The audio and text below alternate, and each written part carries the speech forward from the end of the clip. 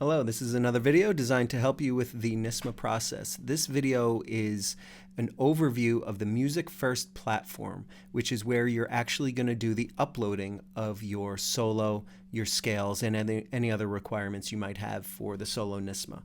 You'll find your login information from the playing permit that was emailed to you by your music teacher.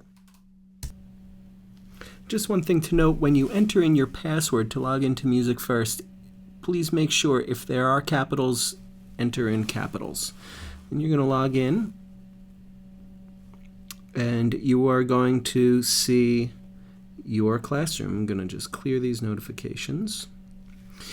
And what you have to realize is Music First considers you your student as part of a classroom. So you are in your classroom the same way you would be in a classroom at the in-person NYSSMA festival.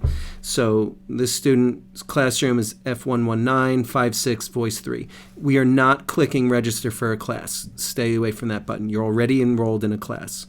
So once you click on this classroom here, you'll be taken to a page where you see an instructional video. There's another spot for you to learn a little bit about the platform. And then if you scroll down, you will see your task 1, your evaluation form. And I'll pull that up. And make sure you enter this in. This is what I was mentioning earlier.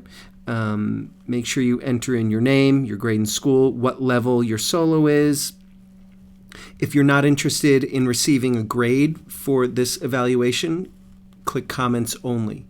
You might do that if your piece is not a NYSSMA approved piece, not in the NYSSMA manual, or if you're not interested in receiving a score for any other reason. We are in NYSSMA Zone 13,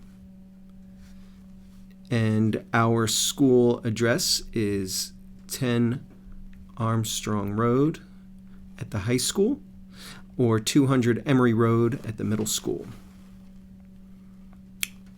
or 300 Jackson Avenue for Jackson Avenue School. Then you'll enter in the title. For most people, required movements might be blank. You might have to write all or movements 1 and 2. Your composer, the person who wrote the piece, the arranger, the NYSSMA manual page number. This information will most likely be on your playing permit. There is no location since we were virtual, and then you will hit submit. And that's task 1. That would be complete. The next task is submitting the PDF that we created in earlier videos, and you will click the submit button, choose file, and you will browse that file from your library, and you'll notice there's the file that we created just a little while earlier. And you would hit submit, and then that would be complete. Different instruments have different performance requirements. Many instruments have scales. Percussionists might have rudiments. Jazz auditions have other requirements that they have to do, and those would be listed here if appropriate. Since this is a vocalist, the performance requirement is to upload the solo. So you click on task 4 and submit the video file that you created in earlier steps. And then you would hit submit. And then you have until the deadline of our festival, which is March 17th for most festivals, for most of our students. The All-State Festival happens at a later date, and so does the Classical Guitar Festival. You have until that date to replace the files. I strongly suggest that you upload your files no later than 3 days before the deadline. That way, if any technical issues might pop up, you can have your music teacher or myself as a resource to help you troubleshoot any of those problems. And again, some of the problems you might receive are in login. If it says bad credentials, email your music teacher with that information.